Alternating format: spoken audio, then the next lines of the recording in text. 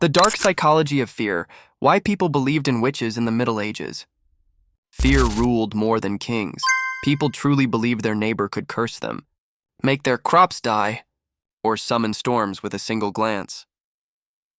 But here's the shocking truth. It wasn't magic that spread through Europe. It was psychology. The same mental traps that made millions believe in witches are still controlling us today. This is the dark psychology of fear, and once you understand it, you'll never look at fear the same way again. Part 1. Fear as a survival instinct. Fear at its core is a survival tool. Our ancestors evolved to react instantly to danger. The rustle in the grass, the growl in the dark. But here's the problem. The human brain doesn't easily distinguish between real threats and imagined ones. In the Middle Ages, life was brutal. Famine, disease, war, and death were constant. When you live surrounded by chaos, your brain constantly looks for something and/or someone to blame. If your crops failed, maybe it wasn't bad weather. Maybe it was someone's curse. That's how a natural survival instinct slowly transformed into mass paranoia. Part 2.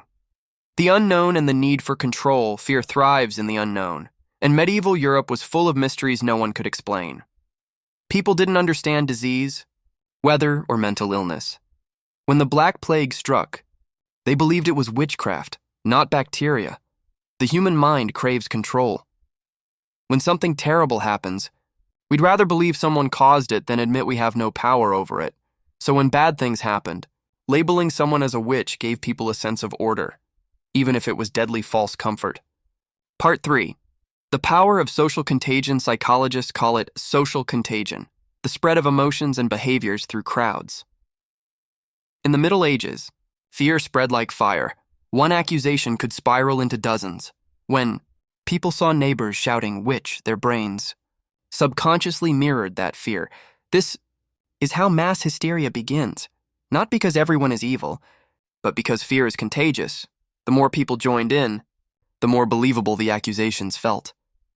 That's the terrifying irony. The more people feared witches, the more real witches seemed to become. Part 4. Authority and fear manipulation. Fear also gives power. Religious leaders and rulers quickly realized that controlling fear meant controlling people. The church used witchcraft panic to strengthen its influence. They positioned themselves as the only ones who could protect people from evil, so every witch burned became proof that their authority was working psychologically. This created a loop. Fear, obedience, more fear, more control. This is what modern psychologists call operant conditioning, when fear and punishment shape behavior. Part 5. The biases that kept fear alive. Several mental biases fueled the witch craze. Confirmation. Bias. People only noticed what proved their beliefs. If a woman's herbs healed someone, she was a witch. If they didn't, still a witch. Availability. Heuristic. The more stories people heard about witches, the more they believed it was common. In-group bias. Communities united against a common enemy to feel safe. Together, these biases turned rumors into facts and fear into murder. This is the dark psychology of fear, when the mind stops searching for truth and starts defending emotion. Part 6. The modern mirror. You might think we've evolved beyond this kind of fear, but modern psychology shows we still fall for the same patterns, just with new labels.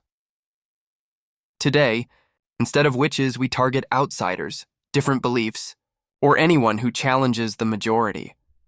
The fear of the unknown still drives online mobs, misinformation, and even modern witch hunts, digital ones. The tools have changed. The psychology hasn't. The witch hunts weren't just about superstition. They were about fear, control, and the fragile human mind. And until we learn to question our fears instead of feeding them, history will keep repeating itself. If you found this video thought-provoking, watch our first episode, 10 Reasons You'd Be Called a Witch in the Middle Ages. Subscribe for more deep dives into the psychology of the human mind.